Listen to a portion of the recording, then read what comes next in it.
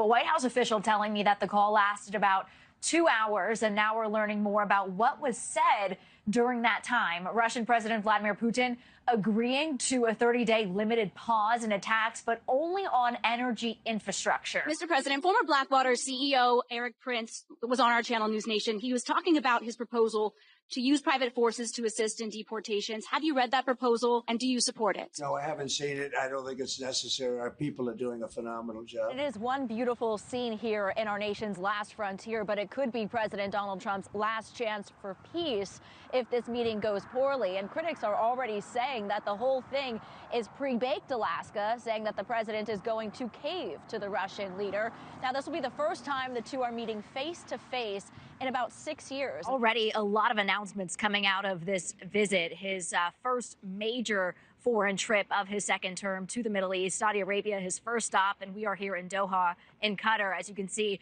behind me, the American flag and the Qatari flag on the building as the city prepares for President Trump's visit tomorrow. I was in that White House briefing with Caroline Leavitt yesterday, and she repeatedly said she didn't want to get ahead of the president, but whatever he does do, she told us, will go into effect immediately. So President Trump has vowed to reciprocate against any country which has tariffs on the U.S. Another big topic here is those security guarantees. And what that means is placement of Western troops in Ukraine so that Russia does not attack again. That is something that Zelensky asked for during that meeting back here nearly 6 months ago in February. That ended with Zelensky practically being kicked out of the White House in a confrontation with Trump. Can I ask you what you expect out of the talks with Macron today here at the White House with the president? Well, we expect to talk quite a bit about the security guarantees that Macron has put on the table for Ukraine. Normally he does take questions from the press. He took them on Air Force One coming here, and he was talking about how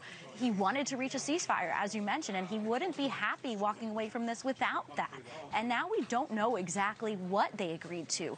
Russian President Vladimir Putin at this podium here behind me was talking about an agreement that was reached. We don't know what is in that agreement. There's so many questions still left here. You give Putin a deadline for the ceasefire? Not a deadline, but I think we'll have one. I think, they're going at it pretty heavy right now, as you probably saw, both of them. Another busy day, as you said. It started here in Doha, Qatar. He had a business roundtable, so some more business. As you mentioned, that's been a major focus for him on this trip of the Gulf nations. He then stopped by a military base, the largest U.S. military base in the Middle East. He said that was the stop he was looking forward to the most, and talking directly to our U.S. service members here abroad. This is an app I have on my phone. Anyone could have on their phone. The Signal app is not approved by the government for sharing classified information.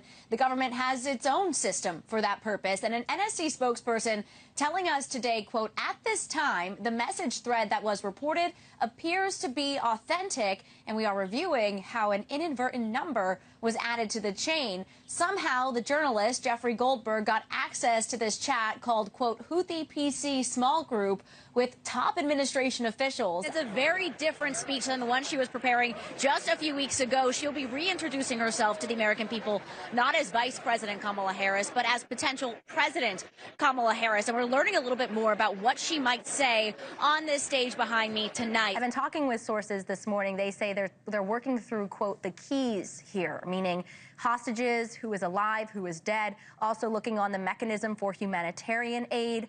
In principle, they agreed on everything else, but there are layers here. You have to go from Hamas in Doha to Hamas in Gaza to the Israeli cabinet. So hopefully, they seem to be working through this, but it might not be as soon as people are thinking. Is this similar to what you've been hearing about this? What's the holdup here?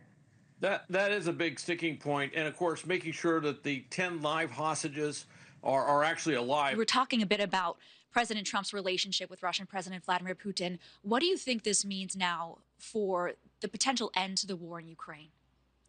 Well, I'm not the military guy, so I can't tell you. But I can tell you this. The president, I know, had a great relationship with President Putin. And when President Trump is happy with a trip when he goes right back to talk to the press about the last 4 days. And that's just what he did when he boarded Air Force One as he left the United Arab Emirates, set to head back to Washington. The White House setting out with this goal for $1 trillion in deals, and he's claiming they're going back to Washington with about $4 trillion worth of deals. We do expect Vice President Harris to come out later tonight. We know right now that she is having dinner with her family. They say that is a tradition. And we are starting to get some details back from the Harris campaign about what they're feeling right now in this hour. They're saying that they are seeing a high turnout in Philadelphia among the Puerto Rican community. So that comes after she just visited a Puerto Rican restaurant in Reading, just in the Philadelphia suburbs yesterday. It comes after those remarks from the comedian at former President Trump's rally last week, calling the island a floating island of garbage. We know that Puerto Rico, the island itself, the U.S. territory, cannot vote in the general election,